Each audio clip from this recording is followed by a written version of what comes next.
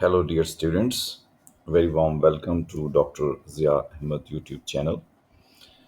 Today, we are going to discuss in this short video two chapters of the novel A Passage to India. This novel is divided into three parts. One is Mask, other is Caves, and the third one is Temples. I have explained the introduction to this novel in another video. Here, we shall be talking about chapter 1 and chapter 2 of part 1 Mask. The writer goes to describe three important things in the first chapter, that is, the city of Chandrapur, river Ganges, and after that, the flora and the fauna and the English inhabitants. I mean, the places where they inhabit, that all he talks about.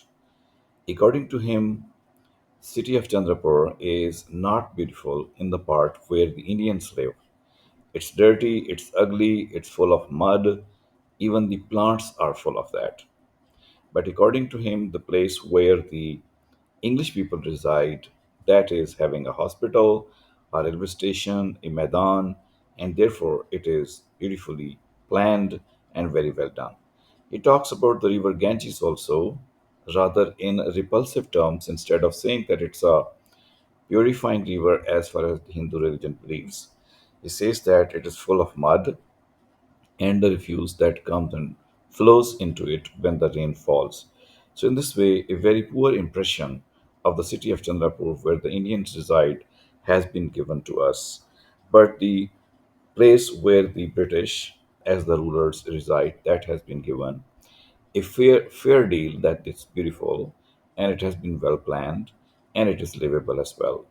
So, the very start of this novel is based on the differences between the living style, the culture, and the social status of the Indians and that of the British people who are living in India as the rulers, as the occupiers, as the colonizers.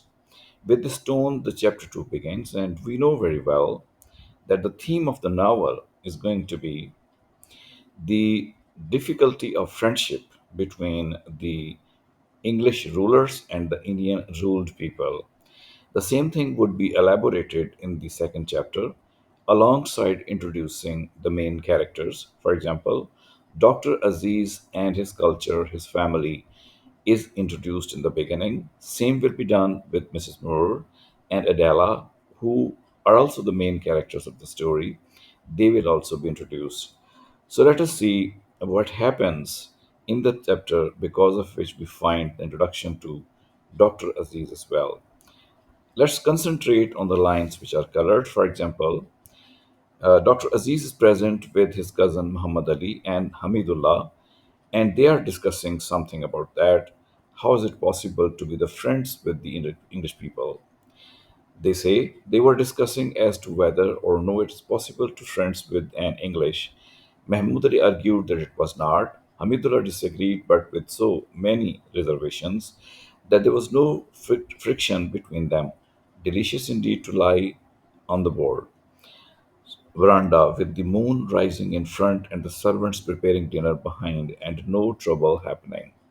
So, this few lines go to indicate that the people sometimes believe that the friendship between the Indians and the English people is possible, but the others did not believe. For example, when the question is asked, Mahmoud Ali says that it was not possible, but Hamidullah says that the possibility is there. It means that the writer wants to involve the reader for discussing this instead of giving a clear cut decision that impossibility or possibility was there. He leaves the reader to explore through the story whether the friendship was possible or it was not. With this kind of ideology, the writer begins the whole of this chapter and introduces to us some of the English characters as well, like it is Turton or Burton, as the names go to suggest. The people are discussing and they say, for example, Mahmoud Ali replies, I do not, replied Mahmoud Ali, entering into the bitter fun and feeling both pain and amusement at each word that was uttered. For my own part, I find such profound differences among our rulers. Red Nose mumbles, Turton talks distinctively, Mrs. Turton takes bribes, Mrs. Red Rose Red Nose does not and cannot because so far there is no Mrs. Red Nose babies. So that is the kind of sarcasm also which the Indian people are trying to put on the appearance and the style of the white people. The turtles or the burdens, the words are used also to ridicule or to amuse or create a type of fun.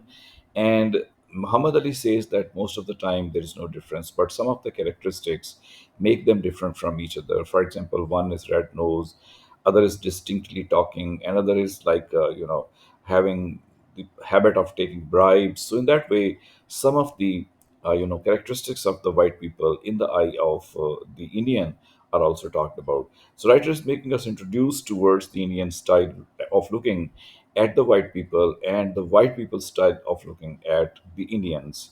With these tones, creating differences, making them different from the others, the writer is trying to establish the theme, which is possibly the difference or the difficulty of friendship between the two types of people. Begum was a distant aunt of Aziz and the only female relative he had in Chandrapur, and she had much to say to him on the occasion about a family circumcision, but had been celebrated with immense pomp. It was difficult to get away because until they had had their dinner, she would not begin hers, and consequently prolonged her remarks in case they should suppose she was impatient. One of the habit of the women of India has been pointed out here, especially the Muslim women, and same holds good for the Indian women also at that time.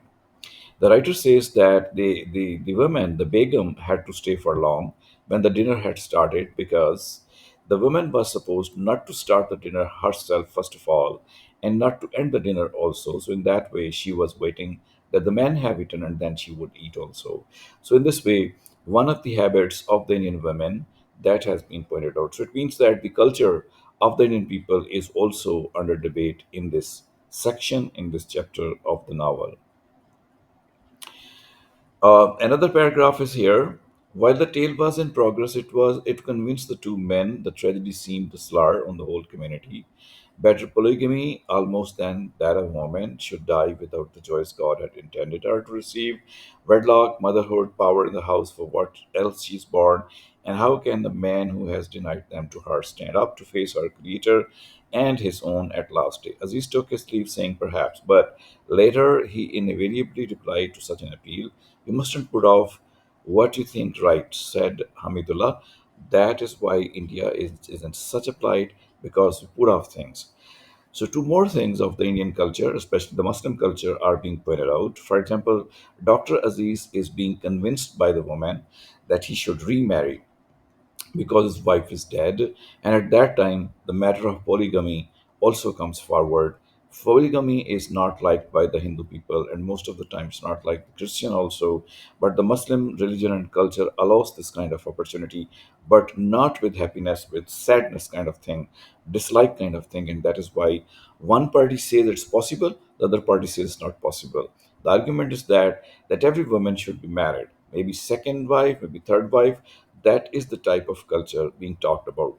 So it's not simply the men being discussed, but also the women, their culture, their status in the society, that's also being discussed. Dr. Aziz perhaps has not liked this idea, and that is why he leaves the discussion. And while the discussion is going on, at that time, more people enter into the story, and we are able to see what is happening inside the story. Another character who is Muhammad Latif, that Muhammad Latif is going to be discussed now in the whole of the story. Also, his place, instead of reading the paragraph about Muhammad Latif, let us skip it and just give one idea that Muhammad Latif was one of those characters who can be found in the Indian culture, who have no place to live, who have no income to hold, and that is why they would try to reside with the people who are well to do people among their families, and they have no say in the things, only they sit, only they eat, only they spend their life. Muhammad Latif's wife is also doing the same thing. It's also one of the aspects of the Muslim culture of India that they keep on taking care of their family members, maybe for long times even. And then the paragraph comes here that shows that the call has come to Dr. Aziz that he needs to go. to the civil surgeon's home because he has called him to meet him. So he leaves the company, rides his bicycle, goes there. And that also tells us that tongas and bicycles were the major modes of communication on the roads, of traversing on the roads. But when he reaches there by his bicycle, and he also rides his tanga and finds that Sahib is already gone, and his tanga is taken by the ladies of the house, and he is left there thinking that he has been wrongly treated, that Mr. Calendar had invited him to come, and when he has reached there, he is gone, and the peon of that Mr. Calendar is not ready to talk to him in such a way that positive answer may come. Instead, he talks in a very unwanted way, and Dr. Aziz knows what is the reason behind that. So that is why he puts some kind of bribe in the hands of that peon, and then he divulges him the right information. About Dr. Aziz, a little bit comment of the writer is here in this part of the chapter. He says that Dr. Aziz was an athletic little man, daintily put together, but really very strong. Nevertheless, walking fatigued him as it fatigued everyone in India except the new Karner. There is something hostile in that soil. It either yields and the foot sinks into a depression, or else it's unexpectedly rigid and sharp, pressing stones or crystals against the tread. A series of these little surprises exhaust, and he was wearing pumps, a poor preparation for any country. At the edge of the civil station, he turned into a mask to rest. So that is the uh, introduction to Dr. Aziz, that he was well-built person, physically he was very strong, but then he couldn't walk very well. He walked and got fatigued very soon. So this characteristic by the writer is being generalized to all the Indians, that they cannot walk so fastly. They get tired because the earth is like that. He thinks either the foot sinks into depression or something else happens, that the people of India are unable to walk rightly, and so they get tired very soon. So one habit or characteristic of Dr. Aziz is being generalized to all Indians, that they are also unable to walk. So this is generalization, but that cannot be had, because it's not possible that all Indians may not be able to walk so perfectly. But Dr. Z's characteristic is that he got tired of walking and he didn't feel well. That is why he turned to mosque in order to take rest. Definitely, mosque for the Muslims is shown here to be a place which is comfortable for them, which is cool for them, and which is sacred for them as well. And as a result, uh, something about the mosque will also be talked about. The writer says it in the afternoon there was owls, the Punjab maid, and the flowers smelled deliciously in the station master's garden, but the mask that alone signified and returned to it from the complex appeal of the night and checked it and decked it with meaning the builder had never intended. Someday he too would build a mosque, smaller than this but in perfect taste, so that all who passed by should experience the happiness he felt now and near it.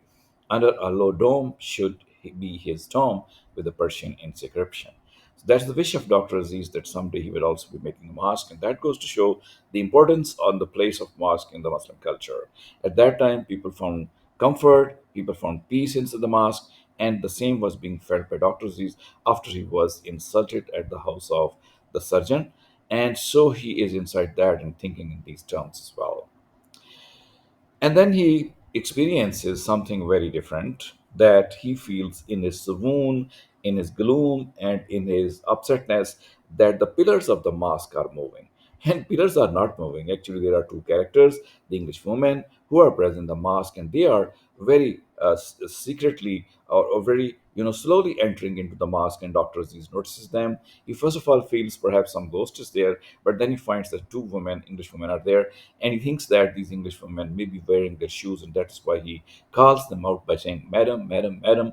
Oh, the woman gasped, "Madam, this mosque you have right there. You should have taken off your shoes. This is a holy place for the Muslims." So that is the point which Dr. Aziz raises for these women, and these women tell that they have already removed their shoes. So that is why Dr. Aziz feels pleased that these women, being English, have taken care of the mosque, the sanctity of the mosque, and they have, taken care of all that, and that's why he begs their forgiveness. And the discussion between these two parties goes on. One is Dr. Aziz, and other one are two women. One is Mrs. Moore, and other one is his daughter-in-law, and that is going to be Mrs. Adela. And so they tell him that they have come to the mosque after they were bored out of the play which was being played on in the club, which was Cousin Kate the play, and they came out in order to enjoy that. Dr. Z says that they should not have come out because the situation at the time of night is not good. Then the major question is raised in this part of the chapter. Why do you come to India at this time of the year, just as the cold weather is ending? I intended to start earlier, but there was an unavoidable delay. It will soon be so unhealthy for you, and why ever do you come to Chandrapur to visit my son? He is the city magistrate here. Oh no, excuse me, that's quite impossible. Our city magistrate's name is Mr. Hesalov. I know him intimately. So, introduction to Mr. Ronnie Heslop is also being done here. That he's a magistrate and he's the son of Mrs. Moore. And she says that he has come here in India in order to see his son and to see India. That's why Dr. Z says that the weather is not good. She shouldn't come here. And further information is given about Mrs. Moore. She says that not only she has got Ronnie Heslop as son, but she's got another marriage. From that marriage, she's got Ralph and Stella in England as well. So in this way, a lot of characteristics of Mrs. Moore are introduced as a character. And then he keeps on talking on different issues to these women. For example, he says about some of the women that they are very good among the British people. For example, when a question is put, why do you like that woman, Mrs. Calendar? Dr. Aziz replies, she was certainly intending to be kind, but did not find her exactly charming. He burst out with, she has just taken my Tonga without my permission. Do you call that being charming? So the Tonga matter makes Dr. Aziz upset that Mrs. Calendar had taken. Otherwise, she's a good woman, according to him and according to these ladies.